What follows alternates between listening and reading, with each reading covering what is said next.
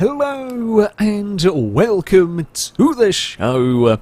We are back on Forza Horizon 4 building another car to go rallying. Today's vehicle is the Poomobile. Well, as close to the Poomobile as we can get in, I say in Forza. We've got the old Hearst. Now, muscle cars have so far been fairly good actually around this course. Not sure about this particular one. You see, the Mustang Boss was very fast, and I think there's potential for other muscle cars to be very fast. This is a bigger and heavier muscle car than the likes of the Mustang Boss, so that might be a potential problem for the car. However, it is likely to get a lot of power. I'm not sure what engine we're going to run. The standard engine won't get it to the top of S1 class, no. We do have various options around the place to swap into this to get it to the top of S1. It has to be all-wheel drive, of course. We will be getting it on our off-road tyres, and they will be big off-road tyres, and this is what helps the muscle cars. Very big tyres, very big power. But yeah, this is going to be a little bit heavier. 275s at the front, and we should be 345s. They are indeed 345s at the rear. Nice. Nice sized tyres for what we are going to be doing. We'll get the track width on the car as well. Does improve handling a little bit, not by much, but every little helps pretty much when it comes to taking a massive car like this down a beach rally stage. Weight-wise, I'd like to get it under 3,000. We're probably not going to, though. The reason why the Mustang Boss was so good is that it was relatively light. Relatively light in terms of muscle cars and very, very big tyres. This is, yeah, going to be heavier. 3,388 pounds for that. It is what it is, really, with the car. Now, the standard engine, I know it's not going to touch the top of S1 class for this sort of vehicle, so we will have to swap in something different. Now, the V8 might actually do it. It'll get 1,000 horsepower. The V8 might actually struggle to get to the top of S1 class as well. It's a slightly lighter engine. That's going to work favours for the Oldsmobile here. It's a little bit of a lighter engine. I mean, if this fails, we will go for the V12. We haven't had to swap the V12 into anything as of yet. That will be our most powerful option. And it looks like we might actually need the V12 power in this. Yeah, 1,500 horsepower. The V12 is the most powerful option. You know what? Let's go for it. Let's go for it. We are kind of close. We're closer than I thought we were going to get. But let's go utterly bonkers and shove 1,000 horsepower twin turbo V12 into our Oldsmobile. Yeah, it's I think the first use of the V12 on this rally stage. I mean, we've had a lot of power from cars before. We ran the V10 a little while ago. Unfortunately, you're going to be a right pain in the ass, aren't you? It's one of those cars. It's one of those builds that's going to be a pain in the ass with the PI. Oh, we're just going to have to upgrade. The turbo's going to be too much, isn't it? Whatever we do. Oh, you bloody engine. Just take the turbos off again, aren't we? Fine. No extra upgrades on the turbos for you then. I'm going to come out of blooming same bloody PI as the other engine. You're a really annoying car. Did you know that? 1,164 horsepower. We can't quite get the full 1,500. While would be fun, is well into the S2 class, so that's not happening with this particular engine. That's all done. We will get all of these bits added on to the car. We might as well. Got the PI to do it. Yeah, 1,164 horsepower, 850 torque. That is a lot of power, a lot of torque. Weight is, it's a little bit higher with this engine, 3,400 pounds. It's going to be heavy regardless, and it's going to be a big car. My hope is that we'll have the power and torque to get away with it. Should theoretically be quite fast. Whether it's going to be challenging the Mustang Boss, I'm not so sure. Oh, there is another thing we can do, actually. We can do it, but do we want to? We'll make it lighter. Sure, we'll go with that. It's actually not going to affect vision, seeing as we'll be driving third person in this, so we'll save a little bit of weight. Might as well do it. It's expensive, this car. Yeah, I think it's going to be fast. I'm not sure it's going to be Mustang Boss fast, but could and should put in a pretty good showing. Right, here we are on the start line with the classic muscle car. There's some very strange texturing going on the bonnet, but let's not worry too much about that because I'm going to have to try and get this car driven through a very narrow, tricky rally stage. I've got 3 attempts to try and go as fast as possible. We're looking for a time into the 156s if we are going to be getting close to challenging that Mustang boss. I think it's a 56.7 if I remember correctly, for that car that we are looking to try and beat down this rally stage. Now, the Oldsmobile is going to have the power.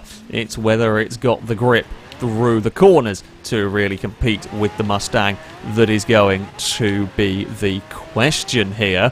We barrel down towards the hairpin for the first time. I mean, so far it seems pretty nice to drive on the most part. No real big criticisms of the car. It may be a little bit sluggish perhaps in the old change of direction, which is kind of what I was always expecting from this, to struggle a little bit more with that change of direction as we weave our way onto the most technical part of the circuit. It's not going to really enjoy itself all that much around here, I wouldn't have thought.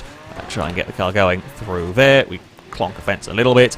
We should, though, have more than enough power and torque not to really be all that worried about the thick sand. That's the hope, at least, in this. What are we doing straight line speed-wise up here? 108 miles an hour, so it is pretty good. Not the fastest, it is pretty good down there. Didn't really get it stopped very nicely, but yeah, we've got a decent amount of speed. Onto the beach we go. Now, we're likely to struggle a little bit more with turning through here. That's to be expected. Can't really do too much about it. We'll get up to almost 100 miles an hour as we punch up the hill, though, which is nice. A little wonky on the line, which has been a little bit out of position. Nothing massively terrible so far this run. Just been a little out of position in a few places. Sandy Snake section, unlikely to be, again, another favourite of this car. We are through it, however. Now that big acceleration zone up towards the jump. It's a big jump, long jump onto the tarmac we go. A little bit uncomfortable, actually, on the landing. What are we going to see in terms of a finish time? Okay, solid start. A solid start from the car, 158.6. It is kind of along similar lines to the RX-7's first run, actually. It's there or thereabouts. It's a little scruffy. I think there's a bit more time to be got out of the car. Well, if we are to beat the Ford Mustang, we're going to need a couple of seconds around this stage. I'm not 100% sure that's going to be doable for this car. A second, I feel we might be able to get out of it. Again, it's another car that really I would like to get into the 57s. I feel like it can probably do that around here with a good run if I get everything right. It's kind of strange. In some ways, this doesn't feel anywhere near as fast as the RX-7, and it's at times easy to be misled by a vehicle. Sometimes slow cars feel fast cars feel slow, and trying to judge your speed on some of these runs is quite difficult, especially there's no split times. I've not got the ability to be trying to even make up my own split times if I wanted to around here. There is just too much going on with this course to ever really be able to take enough of a break to compare how we are doing in terms of stage time and so on. You're just going on feel, and this doesn't feel amazingly fast. It feels too big and too heavy, really, around here. But it is working to get a decent amount of speed anyway. That is for sure, judging from that first run, which was not perfect. This one here, we've clonked a few too many barriers, I feel, with the olds. But we are onto the back straight pretty nicely. I'm going to go on the brakes a touch earlier. We don't get to as high a top speed, but we are neater down that hill now onto the long beach. We got some big understeer through here last time, which is to be expected. It's all about, can I get the car off the beach like that? That was actually a very, very good run off the beach. Happy with that. Now, slow it down for the top of this. The brakes aren't the best either on it. It's not the best at getting slowed down up there, but we do without running too wide. Now, feed the car through this understeer hell that we have in the Oldsmobile onto the back straight. Out of the hairpin we go. There is a transit, but that's not going to give us any grief. That is far enough ahead to not cause problems. Through the air we go. I think there's a car stuck in the ditch again for a second race in a row.